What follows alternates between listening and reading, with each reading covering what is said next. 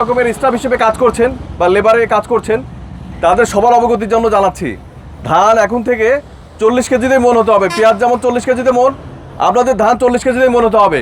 কৃষকের কাছ থেকে 41 কেজিতে মন বা 42 কেজিতে মন নেওয়া যাওয়ার কোনো সুযোগ নেই এবং নেওয়া যাবে না। এইটা যদি আপনি নেন, এটা ভোক্তা অধিকার আইনে 45 ধারায় এবং আরও কতগুলো ধারা আছে, আপনি অভিযুক্ত হবেন। এর জন্য জেল, জরিমানা উভয় দণ্ডই আছে। সুতরাং এই প্র্যাকটিস করবেন না।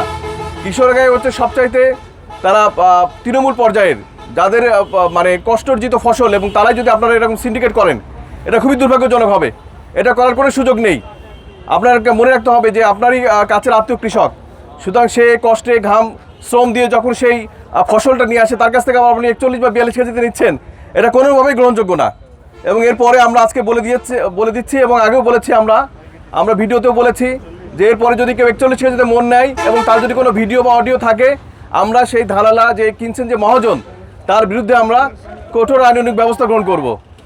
এটা মাথায় রাখবেন।